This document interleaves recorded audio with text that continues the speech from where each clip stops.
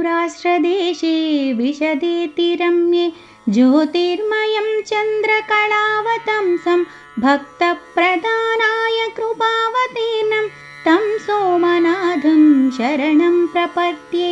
श्रीशैलशृङ्गे विविधप्रसङ्गे शेषाद्रिशृङ्गेऽपि सदा वसन्तं तमर्जुनं मल्लिकपूर्वमेनं नमामि संसारसमुद्रसेतुं।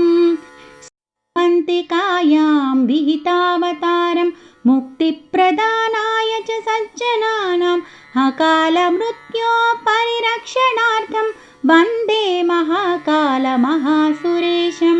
कावेरिका नर्मदयोः पवित्रे समागमे सज्जनतारणाय सदैव मान्धातृपुरे वसन्तम् ओङ्कारमीशं शिवमेकमीळे।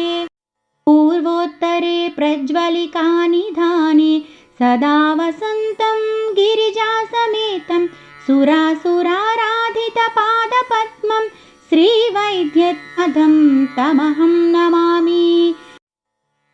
यं डाकिनी शाकिनी कासमाजे निवेश्यमाणं पिशिताशनैश्च सदैव भीमादिपदप्रसिद्धं तं शङ्करं भक्तहितं नमामि।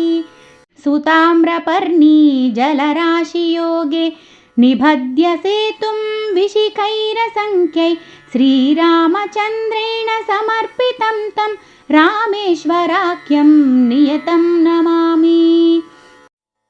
याम्ये सदङ्गे नगरेति रम्ये विभूषिताङ्गं विविधैश्च भोगैः सद्भक्तिमुक्तिप्रदमीशमेकं श्रीनागनाथं शरणं प्रपद्ये। आनन्दमानन्दवने वसन्तमानन्दकन्दं हतपापवृन्दं वाराणसीनाथमनाथनाथं श्रीविश्वनाथं शरणं प्रपद्ये। सह्याद्रिशीर्षे विमले वसन्तं गोदावरीतीरपवित्रदेशे यद्दर्शनात् पातकमाशुनाशं प्रयाति तं त्र्यम्बकमीशमीडे। महाद्रिपार्श्वे च तटे रमन्तं सम्पूज्यमानं सततं मुनीन्द्रैः सुरासुरैर्यक्षमहोरगाद्यै केदारमीशं शिवमेकमीडे। हिलापुरे रम्यविशालकेऽस्मिन् समुल्लसन्तं च जगद्वरेण्यं वन्दे महोदारतरस्वभावं गृष्णेश्वराख्यं शरणं प्रपद्ये।